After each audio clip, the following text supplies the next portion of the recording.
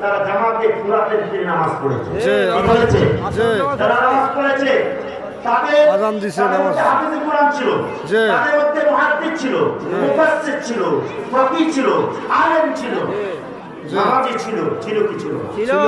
আপনাকে প্রশ্ন করুন, ওয়ালা তামুতুন্না ইল্লা ওয়া আনতুম মুসলিমুন, মুসলমান নামে বলো না, এর অর্থ কি?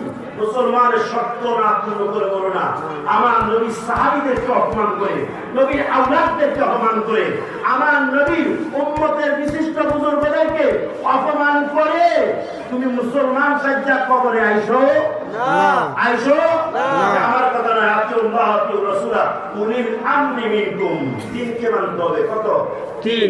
আল্লাহকে অনুসরণ করো, রাসূলকে অনুসরণ করো, এবং রাসূল পর্দা নেওয়ার পরে আবু বকর, ওমর, ওসমান, আলী, হাসান, হুসাইন, আবার কিয়ামত পর্যন্ত আল্লাহ নবী বলেন আমার হাক্কানি ওয়ারিস আলেম, হাক্কানি আলেমরা যারা দ্বীনের জন্য কুরবান হয়ে যায়, রাজনৈতিক উদ্দেশ্য নয়, দুনিয়াবী উদ্দেশ্য নয়, নিজের প্রতি মানুষকে ডাকে না, যারা আল্লাহ রাসূলের মহব্বতের ভিত্তিতে, আদবের ভিত্তিতে, তাজিমের ভিত্তিতে মানুষকে দ্বীন বুঝিয়ে আমি এবং আমার নবীর প্রতি যাদেরকে ডাকে ওই সমস্ত ওয়ারিস তাদেরকে মানো। জোরে বল সুবহানাল্লাহ।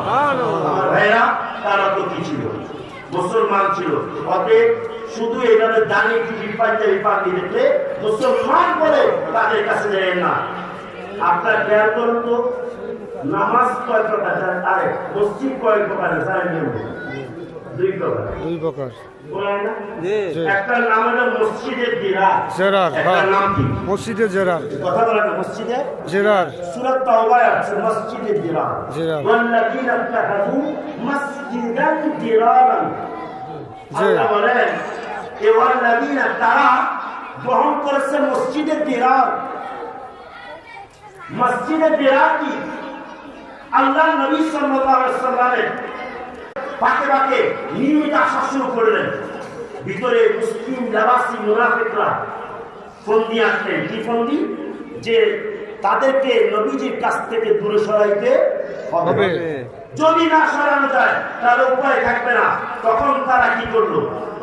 গোপনে গিয়ে আল্লাহ নবীকে গোপন করে নিজেদের সেই গোপন কথা গোপন রেখে নবীকে বললো, ইয়া রাসূলুল্লাহ, আপনি আমাদেরকে অনুমতি দিলে আমরা একটা মসজিদ করব। এখানে আসতে আমাদের কি হয়? দেরি হয়, কষ্ট হয়। আপনি অনুমতি দিলে সেখানে মসজিদ করবো। আল্লাহ নবীজি এখন অনেকে বলবো উনি তো গায়েব জানেন না, জানলে অনুমতি দেন কেন? আরে গায়েব জানার প্রশ্ন এখানে আসবে কেন?